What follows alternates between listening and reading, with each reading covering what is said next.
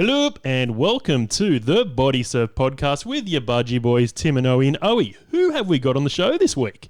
Believe it or not, Timmy, we've got the one and only Superbiscuit. Now, there's not many, what would you call them, mad scientists left in the world.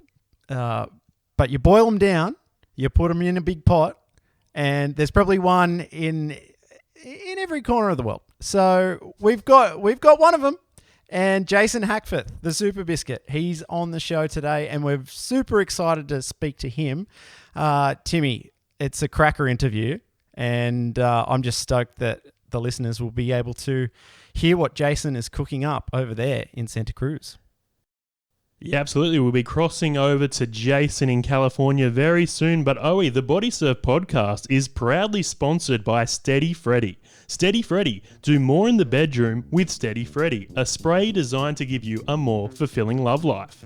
G'day, it's your new delay spray. Spray on, play on. Formulated by a medical doctor, Steady Freddy has fast and discreet delivery. Express posted, it'll come fast, but you won't. And it has a 30-day satisfaction guarantee. Make the good times last. Steady Freddy Control Spray fits right in your pocket, so you're always ready to go. Always read the label and follow the directions for use. Make your slonger last longer. And Steady Freddy are giving Bodysurf Podcast listeners $10 off their control spray and a free 3-pack of ultra-thin condoms when you use promotional code BODYSURF. 100% of Steady Freddy reviewers would recommend this product to a friend. So what are you waiting for? Go to steadyfreddy.com and try it today.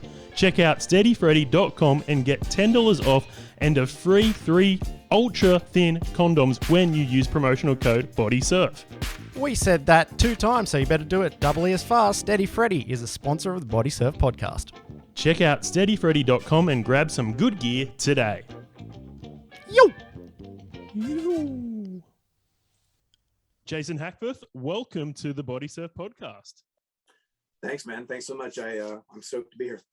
Now, it took us a while to sort out the time difference, but I think we're doing all right. It's morning for us. I'm guessing it's sort of late afternoon for you right now? Yeah, it's like 5:30 in the afternoon. And you just got back from a sneaky little surf at a pretty interesting spot. Can you tell us a bit about that?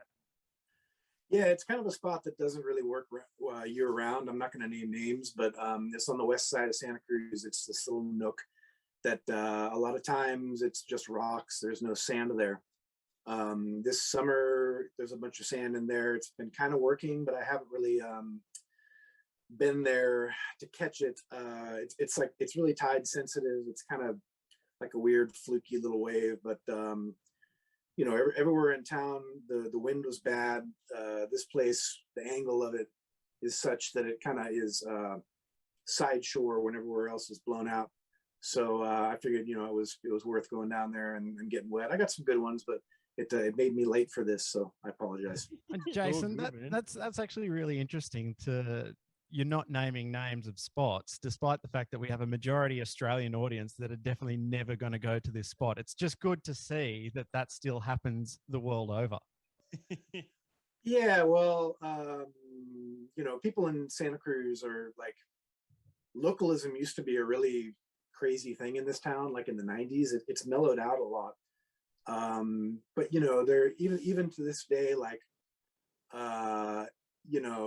there's kind of a let's not name names sort of unspoken rule. So that's just kind of built into me naturally.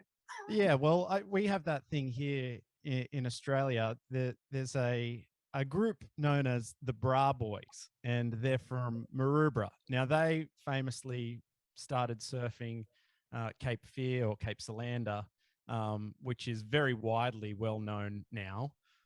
So I can name it.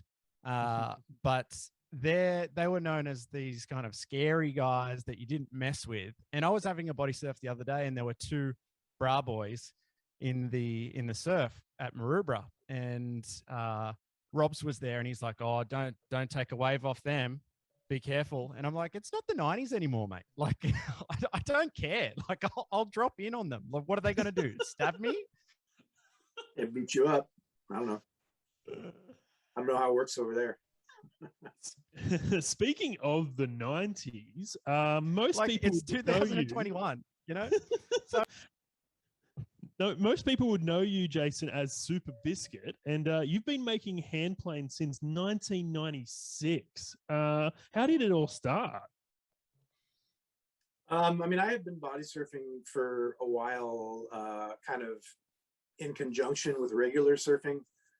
And I was kind of north of town at this weird spot, and a buddy of mine had a later I found out that it was a training paddle for swimming. It was kind of tombstone shaped, flat on the bottom, kind of rainbow colors, like a sandal or like a flip flop, like a rainbow flip flop, and it had weird straps, like one for almost every finger and one for the wrist. But when I tried it, the difference was like night and day. And it never occurred to me to make a hand plane like in high school in wood shop or anything like that.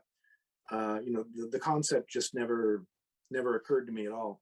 So after trying this thing, I was kind of had it spinning around in my mind, and I went to go check out a local spot. There was a busted surfboard in a garbage can there.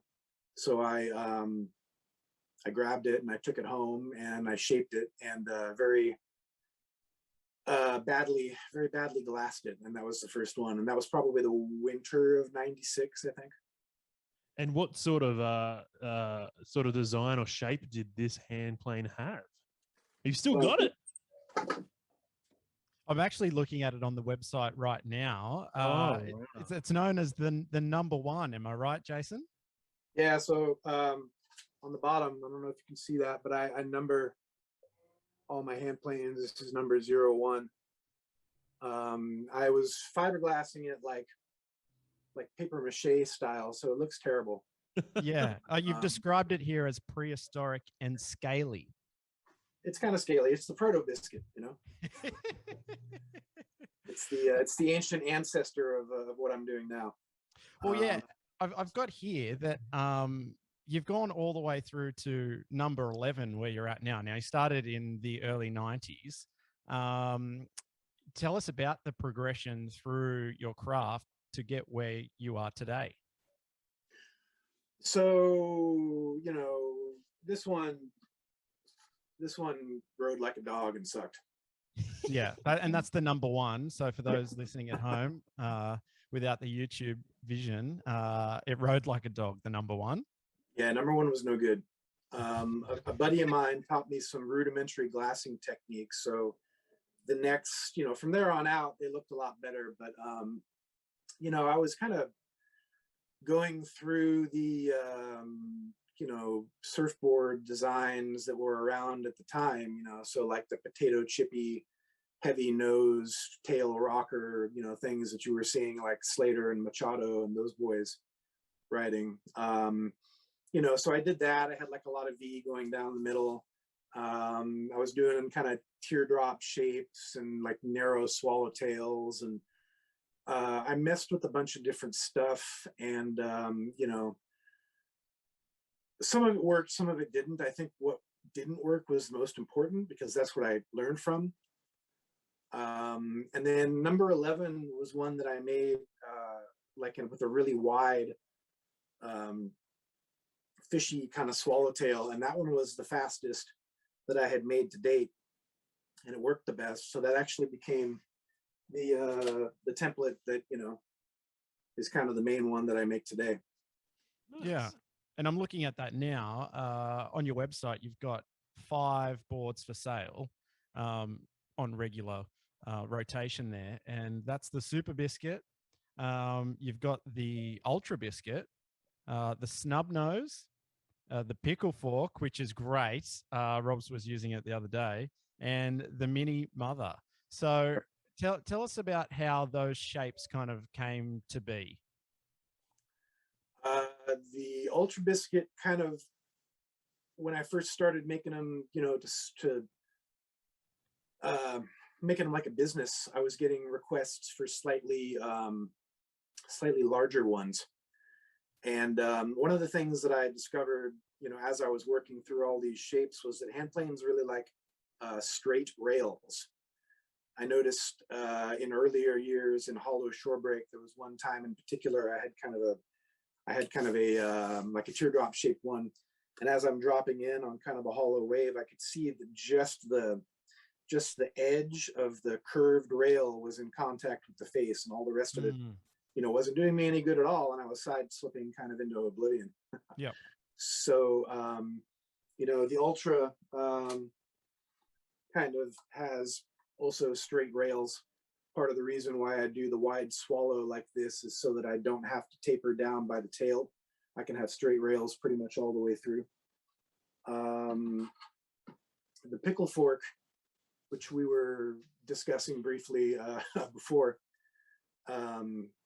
came, sometimes I struggle with insomnia, and I was up late one night kind of looking for inspiration in terms of like color schemes and stuff like that. I was looking at like OP shirts from the 70s and 80s. I was looking at vans from the 70s, like semi-truck, designs from that era, and also speedboats. And a shape that kept coming up was, a pickle fork speedboat, right? It's got those things that kind of come forward in front and set back a little bit. I don't have one handy, but as I saw that, it kind of dawned on me. I was like, I wonder if that would make a good template, right? So I cut one and I shaped it and glassed it, and as it turns out, it works really well. Yeah, apparently it's arguably the fastest hand plane going out there, and you generously gave one to us to give away in our big Christmas raffle. Robbie Meldrum won that pickle fork and has it in his collection. He's super stoked with it. I believe that's one of like not many. How come you decided to give that away? I wanted to, donate some stuff to you guys for that raffle. And I mean, to be honest, the very first pickle fork I ever made, I lost. So that one was the one I shaped for myself as its replacement. Okay. So it didn't, it didn't mean as much to me as the first one did. So, I mean, I can always, I'm actually making myself a replacement right now. Oh, no. I can just make, go ahead. I know that Billy Slater really, really, really desperately wanted that pickle fork, but he didn't get his hands on it. Now, it's just such a unique shape. I haven't used it. I really want to. But it reminds me of other shapers like Guy Butcher, Ben Way. And for me, you're in that category of the mad scientist of body surfing. And it's good that you're on different wavelengths. You're on different continents. And maybe there is one in every continent. Who's the Australian mad scientist? Is it Podware? I don't know. But for you, Jace, I want to see what you're going to come up with in the future. Is there anything that is in the pipeline? Are there new shapes, or are you kind of set? You're locked and loaded now. You know what works, and you're just going to keep reproducing it. I mean, I've been working through kind of a series of experimental ones where the pickle fork and the mini mother were kind of the first experiments that I did with like that half moon nose design, where the rail kind of goes forward past where it would normally be. I have been messing around with that, just trying to refine, the rail forward, half moon nose, straight rail thing, trying to make a plane as fast as I can, make one. So that's kind of something I've been, cooking on the side. I've got weird things like the jet powered one, which is kind of the silver bullet. You're not talking about the silver bullet, are you? I am, yeah. Oh, gee, is it there? Oh, in the flesh, there. Still falling apart. It's Now, how's it? yeah, it's, How is it actually going, Jace? Because I want to see it in the water, mate. I was thinking about it the other night. I was lying in bed. And you know those memes where it's like, I wonder what he's thinking about. I was thinking about you with the silver bullet. yeah. The thing is that the only reason that I had time to finish it was because of lockdown. You know, I was on furlough for like 3 months from my real job. So it gave me time to actually finish that thing. Since then, I mean, you know, I've got all these hand planes that people order from me. And I mean, those take priority. So, you know, things like the experimentals or the pickle fork I'm making myself, or the silver bullet, those kind of, you know, are at the bottom of the priority list. So there's not really a lot of work, I think, that needs to be done on the bullet to get it to the point where I'm, you know, going to be able to give it another crack. But I think a lot of my enthusiasm kind of waned for that. So I'll get there. I'll fix it and give it another shot, but it's just lower priority at this point. Now, you sound like you're very busy making all your orders for people. Do you get much time to jump in the water? It sounds like you're working heaps. I do, yeah. My job, you know, I'm on the road a lot in different parts of, you know, Central California, basically south of San Francisco. So every now and again, I have time to, you know, kind of jump in the water. You know, like today, Friday is a good day for me because I have meetings in the morning, which these days are all on Zoom. And then, you know, I have time to, I mean, I'll do work stuff kind of throughout the day, but Friday I have a little more time to kind of scour around town and, you know, jump in the water if it works out. Yeah, nice. And I'm just wondering, you've got such a great selection of stuff to ride. What is in your floppy bucket? What do you take down to the beach when you're jumping in the water? I was hoping I was going to get that question. Thank you. That's like one of your guys' signature things. So I think I did a post on it maybe like a year ago. I carry a lot of gear with me in the back of my car. So I don't have like a bucket per se. I've got like one of those kind of largish Tupperware containers that has a lid. I have got probably 4 or 5 hand planes in there. There's number 281, which is my current experimental. I've got the mini mother in there, the first one. I've got a snub nose in there. I've got number 109, which was another weird experimental. I've actually got a they call that a Red Wings cleaver.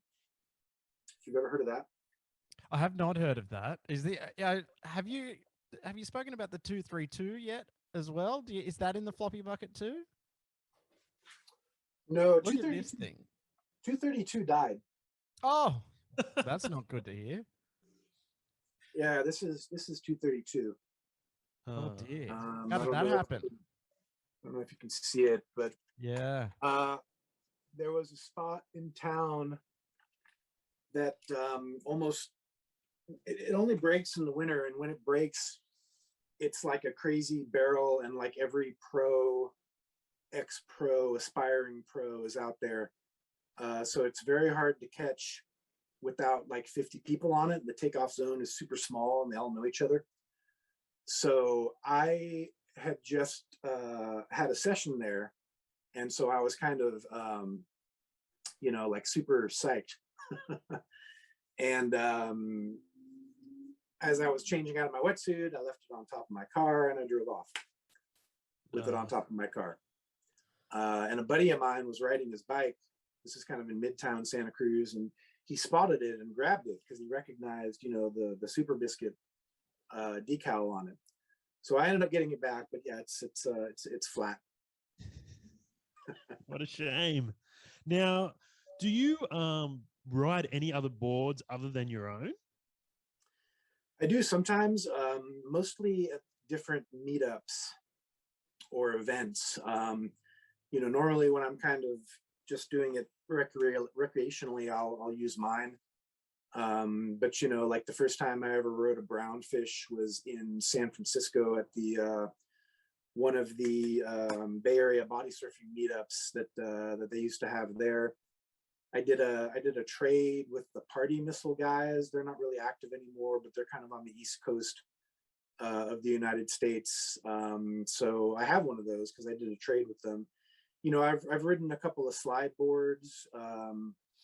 It's usually when I'm out with other people, and if they have one, we'll switch. And I'll give that a shot. Like in 2019, when I was in Oceanside, one of the Hawaiian, like I don't know if he was the founder of Kahanalu, but a guy by the name of Sean Inoka. He was riding a Bula, and I think I had the Mini Mother, and we traded off for a little while. So that was the only time I've ever ridden a Bula. If the opportunity comes up, I'll ride one. But I mean, I don't buy a lot of other people's hand planes just because I have a lot myself, Well, yeah, that's the thing. I mean, you've got quite a lot. We can see in the footage there, just what you're showing us. And if anyone is listening on Spotify, I really would ask that you go over to the YouTube and check this out, because some of the stuff that Jason has just in frame is insane. Now, we've asked a lot about the boards that you ride. I want to know about the fins that you're riding. You've got such a big fin collection. I can see it back there. You've got some old UDTs that are like older than everyone in this conversation's age put together. So tell us about them. The being a fin nerd thing kind of happened organically. It wasn't anything that I ever thought about when I was starting up. Those black and blue duck feet that are there, I got those in the late 80s. Those were the first pair of swim fins I ever owned. But they were kind of hard on the feet. For a long time I was just doing stand on the shore, no fins, swamping style body surfing. Eventually I got into DeFins, and you can kind of see some of them right there. I had a set of black DeFins that I used for probably 4 or 5 years. I had heard about Vipers and all these other things, but Vipers were rumored to be really hard on the feet. But I saw a pair on like eBay or something, and they were padded.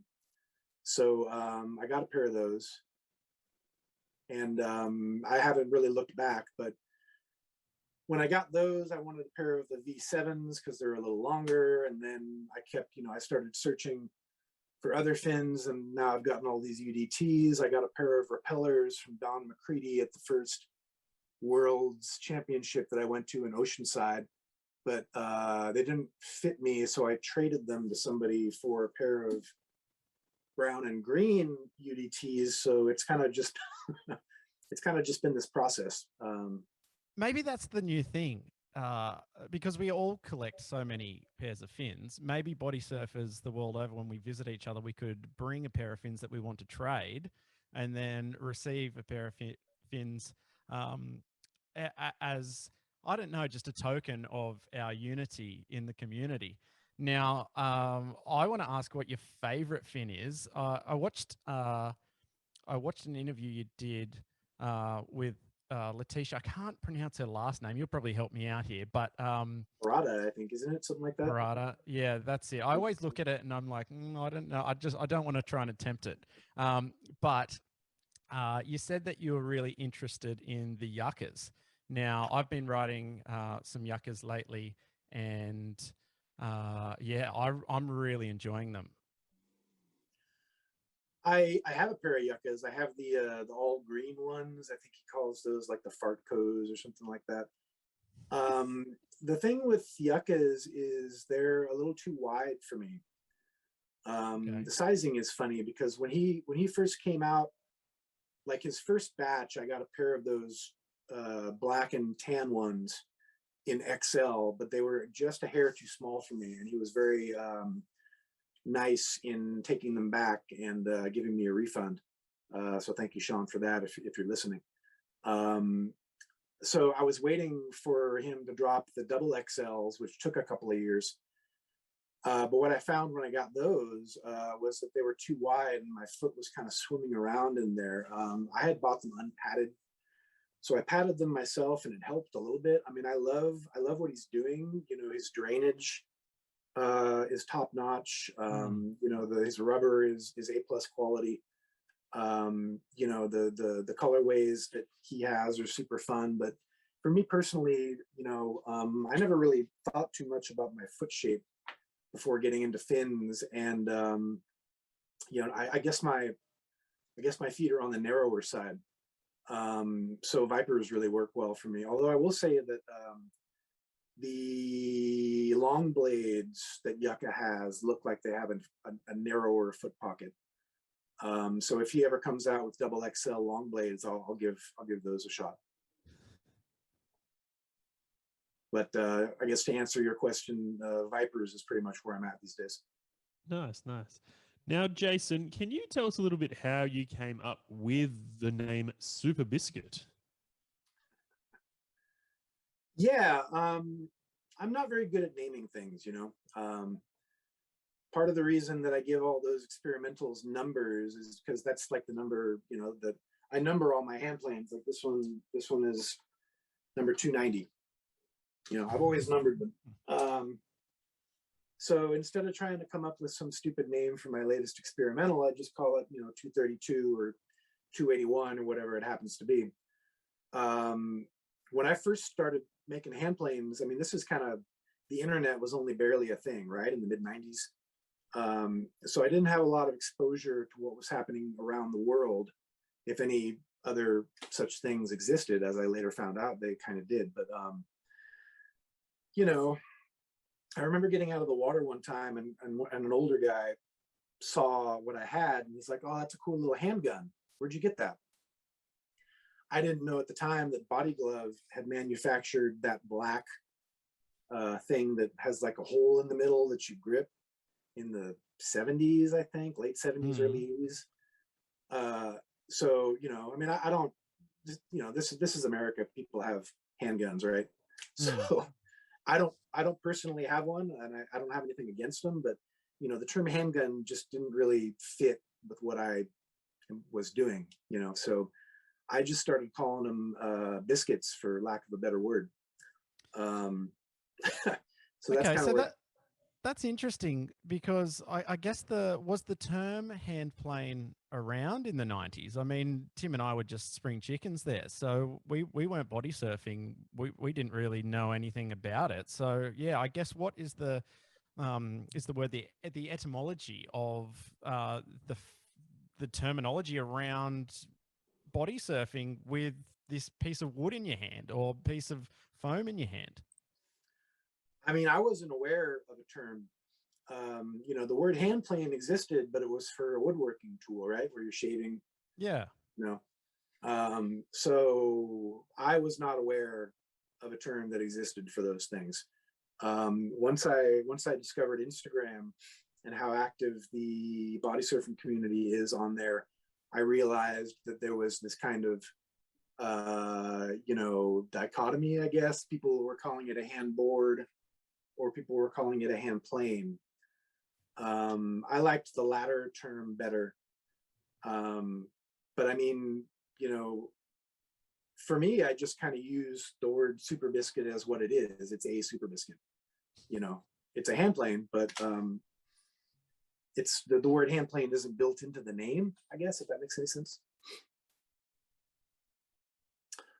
But yeah, I mean, I kind of added the word super onto it later because number 11, actually, you know, I put a traction pad on it and I, you know, stuck a GoPro mount to the deck of it. And I remember I took a picture of it and put it on Facebook and I called it the Superbiscuit, 2 words. Some years later, when I was starting up, you know, trying to sell them to more people, I was trying to come up with a name, and I'm terrible at coming up with names, like I mentioned. But after a while of thinking about it, because I come up with all these stupid words, but I was like, well, I have one, you know, I'll just take Superbiscuit and make it 1 word. and I rolled it around in my head for a while and decided that I could live with that. So, it stuck.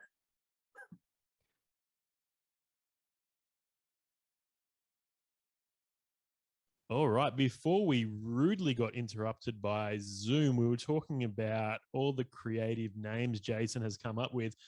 I think the best name going around is the Pickle Fork. How did you come up with that name? I mean, I kind of just stole the name from the speedboat, it was something that I kept seeing, and like I was saying, light bulb went off in my head that I was going to try to make a hand plane that looked like that. But I mean, the name isn't something that I came up with. Like I was saying, it was a category of speedboat, but it's kind of a funny name. I guess a pickle fork is a thing that exists, right? It's like a little, fork that you can get gherkins with or whatever. I don't know. but Yo. When I talk to people about it and I mention the name and the speedboat connection, they're like, "Oh yeah, I can see that."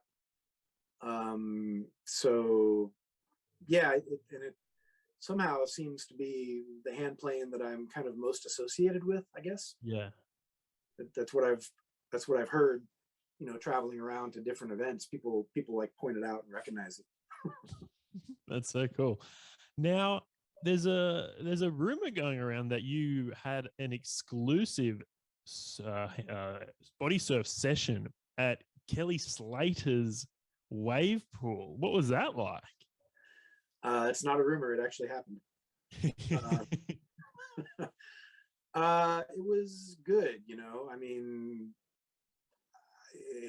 I don't know if, it's hard to describe with words. Like I'd been there a couple times for contests just to kind of like recon the place and see whether or not I'd be able to weasel my way in there. And the answer to that question was no. So, it took me like a year I've been working on it for longer than that, but yeah, no, it was crazy. Most of it is way too fast for body surfing. But I mean, that place is mind blowing. Now, how did you weasel your way into that? There's a shop in Monterey, which is south of where I live. In California, it's kind of famous for having a big aquarium. I don't know if you ever saw the Star Trek before, the one with the whales where they were in an aquarium. That was the Monterey Bay Aquarium. Anyway, there's a surf shop down there where the owner gets groups of people together to cover the cost. So, like I think it's a dozen people, you pay a certain amount of money. I was talking to him and I'm like, I want a body surf side, can I get a half a spot? And he was cool with that. So basically I was just sharing waves with the owner. But I tried a number of different other things and none of it worked. So, unless you're, like a pro surfer or friends with Kelly Slater or friends with some of the, the people who are investors, there's really no way for mere mortals to get in. Yeah. I'm a big fan of the PlayStation 2 game Kelly Slater Pro Surfer, and level 1 is the wave pool. And I played that wave pool for hours and absolutely love it. Now, tell us a little bit how it works. Is this the one where a train actually comes through and pushes the wave into you guys? Yeah, it's like they call it like a sled. It's got a bunch of like, there's a track that goes along either, from one end to the other, where there are like, rubber tires, like truck tires that hold the thing up, and it's pulled from either end by what I assume, or I've seen pictures, they're like massive wheels that are run by engines in these buildings that are on either side of it. So the sled, and it's like 200 tons or something like that, it gets pulled from one side to the other.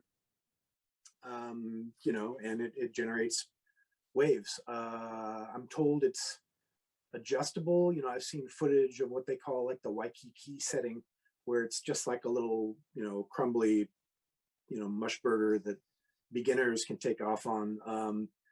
When they were running it for us, they were alternating between settings that are called CT1 and CT2. So they had it up, to normal speed. They weren't like turning it down for us or anything.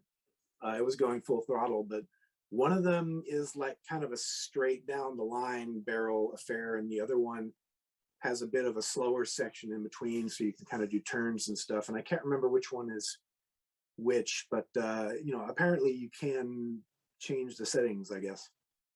Awesome. Well, when we went to Urban Surf, Timmy, we had it set at beast mode for majority of our body surfing there. But I found that the best body surfing was actually on, I think they have 5 levels. And it was probably better on just the setting below the beast mode, just because in the middle section, it started to heave a little bit and it was just that tiny bit too quick for the average body surfer to get through. But if on the level 4, it was really, really fun. And I remember hitting the bottom several times on that beast mode, and it's not soft. So in the Kelly Slater wave pool, what's the bottom situation like there, Jace? It's concrete. Did you hit? A couple of times. Like, that wave has got so much juice that, like, there was a couple times where I felt like I was going to hit the bottom, but like the pressure from the lip hitting the water was bouncing off and pushing back and like kind of creating almost like a cushion. So I scraped the bottom a couple of times, but I never directly hit. I have heard stories of people like breaking collarbones out there and stuff. Nothing like that happened when I was there. The sides are covered in like a slick vinyl cover. I mean, it's textured. It's got like little textures. I don't know what it is, but if you're watching ranch footage, the water is clear enough now where you can see, where this textured vinyl stuff ends and where the concrete begins. But basically, if you're on that stuff, you just slide, and there's no dragging or scraping or anything. I mean, I lost a little skin. Go ahead. And correct me if I'm wrong. It's pretty expensive to go there, and I don't know. It's, for me, a wave pool's a wave pool. But people either love it or hate it. I'm indifferent because I like the search. I don't like the idea of having a perfect wave that I can body surf. My joy of body surfing is in driving around to every spot and then deciding to go back to the first spot that I checked. So how much is it to actually surf the Kelly Slater wave pool, and what do you get out of it? So I remember originally they didn't want this information being public. I think that it's been long enough now that it's out there, and I've talked about it before. It's not a big deal. They have a summer rate and a winter rate. In winter the days are shorter, obviously, and the water's colder. So to book because you're basically booking it for a group. You can't buy like a single ticket. You got to go in there with a group. The group rate for one day during the winter is $40,000. Right. And how many people in a group? I think it's like 12 or 15, something like that. That is outrageous. Basically, it works out to be $3,800 a head. Wow. That is very, very committed on your part, and you know what, power to you. It's something that not everyone will get to experience, and the wave looks fantastic. So good on you, Jace, for doing that. I want to know how it compares to, say, an all-siders meetup for you guys. That's your local club, Right. And us budgie boys, we don't get out too often anymore, but when we're together, it's not so much about the waves. And for me, I've been really thinking about body surfing lately, especially in regards to trying to get body surfing on the Olympic stage. People don't really understand body surfing, that it's not about body surfing. it's about friendship. And so for me, you can have all the gear, you can have all the ideas, you can have no ideas, you can be the best body surfer, you can be the worst body surfer, but at the end of the day, you boil it down, we're all just body surfers. So how are those all-siders meetups? They're good, you know. I mean, we're not as we don't have as many people attend usually as some of the clubs in Southern California, you know, like the Del Mar Body Surfing Club in San Diego, for example. You know, God, I think they have like 60 or 70 total members, and maybe a third, Yeah, wow. to, you know, half of those show up. I mean, you see pictures of their meetups, and it's a lot of people. You know, we usually top out at about a dozen. And there are kind of regular people who always show up every single time. And then we'll also sometimes get people from other areas. You know, we've got people who come from the Bay Area. There was one guy and his family drove down from Napa to come attend. Sometimes I get people from down south, or, you know, if people happen to be traveling. But yeah, I agree with you. You know, I really enjoy the search, especially, you know, between where I live in San Francisco. There's kind of a lot of undeveloped coastline where you can kind of wander around and go down little trails and find, you know, gems here and there. But, you know, I mean, sometimes with the All-Siders meetups, we score pretty well. Sometimes we don't, but it is cool just to kind of, you know, I agree with what you're saying. You know, we're all just kind of out there splashing around, having fun. Yeah, and I guess to boil it down, Jace, I want to know, like, what is it about body surfing for you that you really love and enjoy? What is the thing that gets you out of bed to go and have a surf when it's on shore? It doesn't look great outside. And I want to know what your thoughts are, not only just on your local area, maybe the clubs that are around you, but also the international body surfing scene. For those of us here in Australia, how do you view us as body surfers? What do you see that's different between us and you guys in America, and even the people, say, in Brazil, in France, in Spain, or all the different body surfers around the world? What makes us all different, but also what makes us the same? It's a broad reaching question. Yeah, sorry about that. No, it's all right. You know, I mean, I think that what I see, you know, Instagram's a great thing. I mean, say what you will about social media, but the body surfing community is so active on there. You know, and it's great to kind of get this view into, you know, what people are doing on the other side of the planet. Like Ben Way is a good example. You know, I mean, he's literally on the other side of the planet, but, you know, I can see all the cool stuff that he's making and he's doing. But it seems like you know, the thing that really ties it all together is, you know, something about being in the ocean is just cool. You know, whether it's sort of a grounding, you know, thing that you do for your own sanity, or, you know, whether you just like the exercise portion of it, swimming around. You know, my thing is, and always has been, that I just really like to get barreled. Yeah, who doesn't? Well, all my hand planes are designed around that one function. Yeah. You know, you mentioned what gets me out of bed to have a session when it's, you know, blown out in garbage. If it's blown out in garbage, I generally don't go out. I'll admit to being a little spoiled, but one of the things about Santa Cruz is, because it's in a bay, you know, the arc of it, we've got like points and reefs and, you know, little coves and beach breaks and side bowl setups. We've got enough stuff here, you know, that I can usually find somewhere that's barreling if I look enough. So I feel lucky in that aspect. But you know, like in terms of, you know, like the more global aspect of it, I feel like a lot of it is the same. You know, I mean, like the gear may be different. You went back to, you know, all the gear, like, you know, Brazil, for example, they're big on capaloas, the swim fins. I've never seen one of those in my life. You know, fins.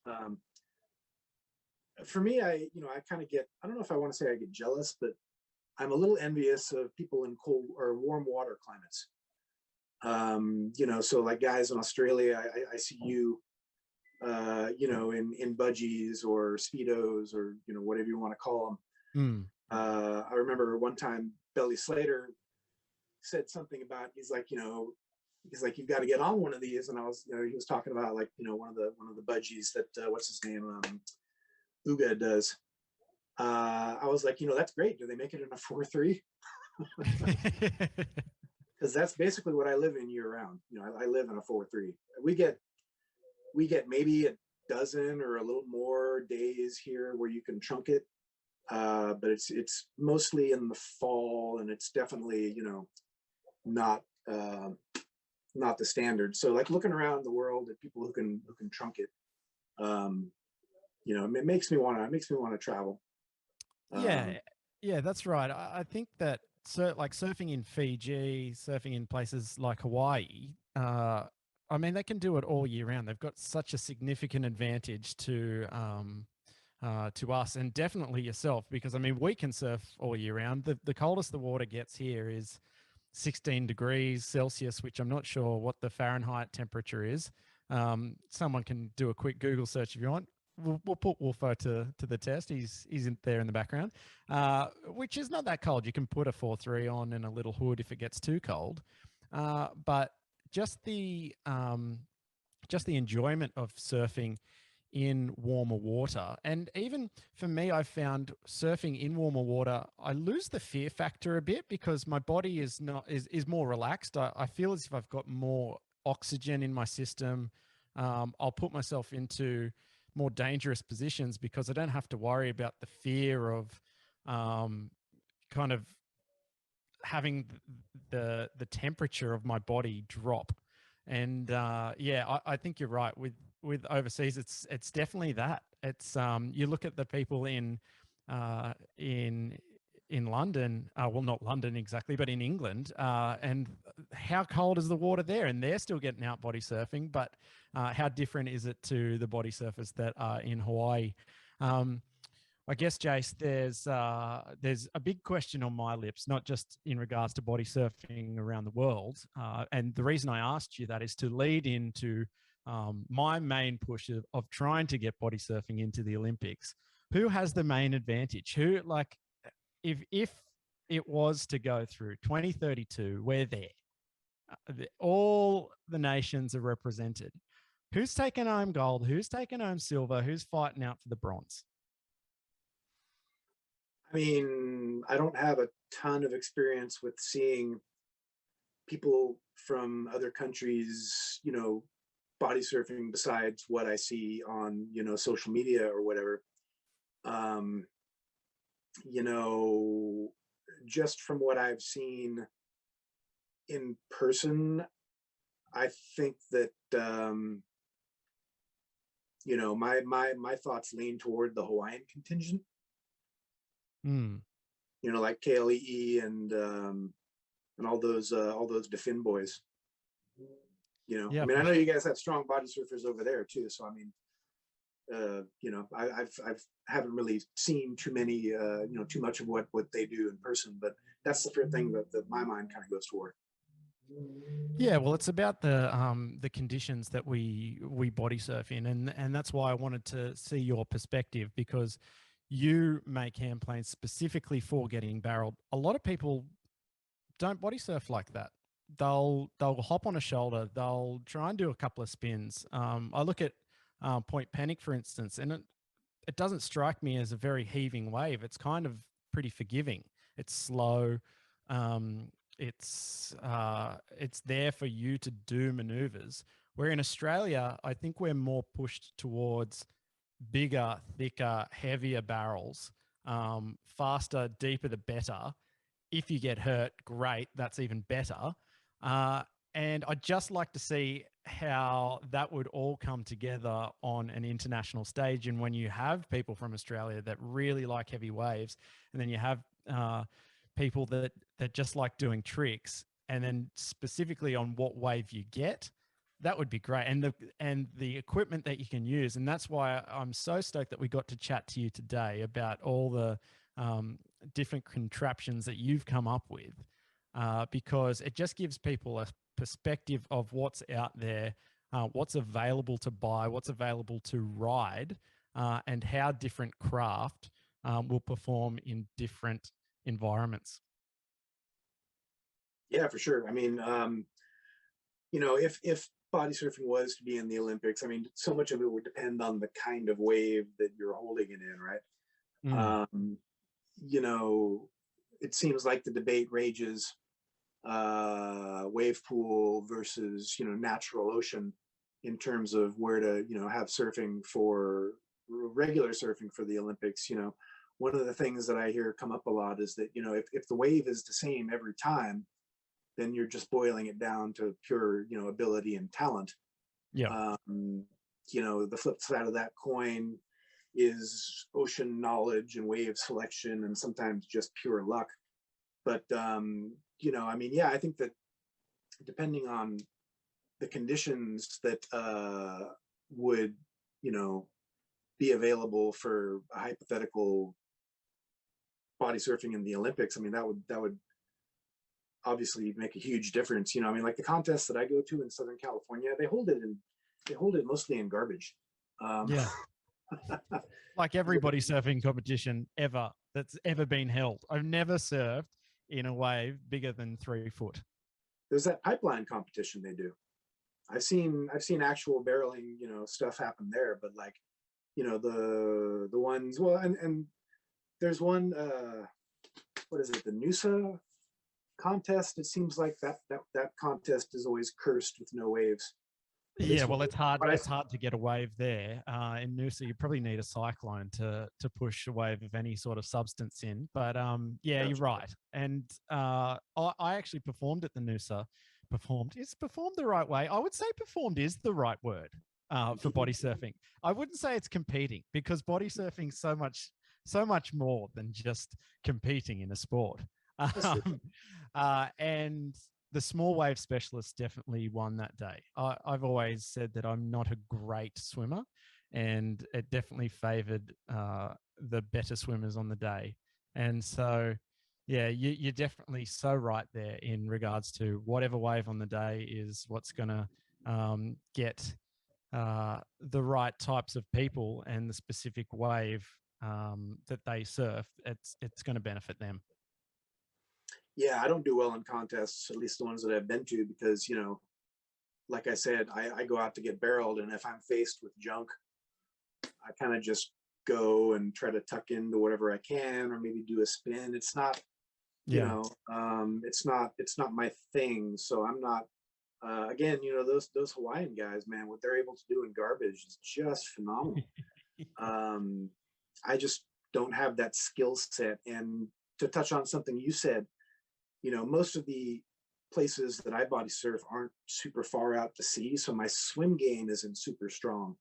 But in places like, Huntington Beach or Oceanside, or anywhere, where you've got to swim out a ways and there's crazy current, the people who are doing well in those contests, have backgrounds in lifeguarding or water polo, or, competitive swimming in high school or college. Their swim game is strong. Mine isn't really. So that's, another part of it.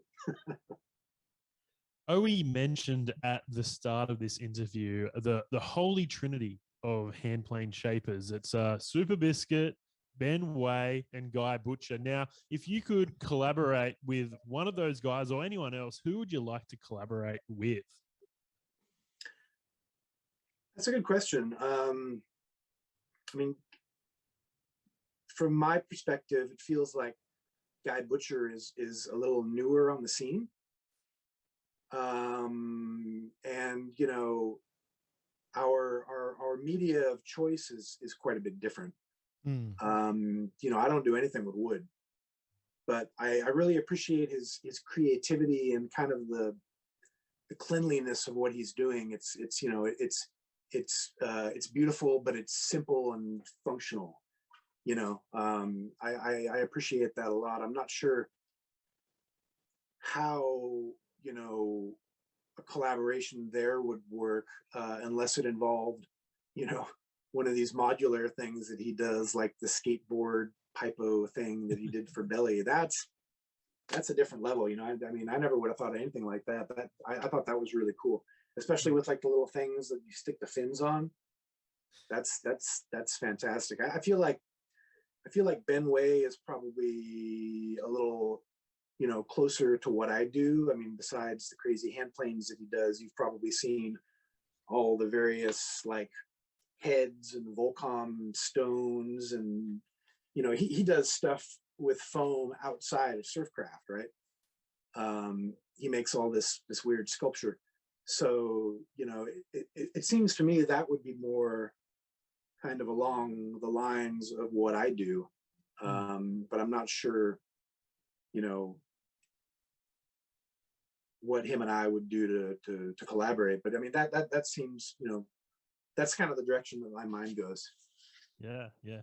I've been chatting to Ben a lot recently, and he's very keen to do some collabs. So, you know, slide into his DMs and see what can happen. But we've got to get out of here. Do it all again real soon. Thank you so much, Jason, for being a guest on the Bodysurf podcast. Would you like to do the sign off? Yeah. Well, you know what they say. It's always overhead when you body surf. Catch you later. Bye. Thanks, guys.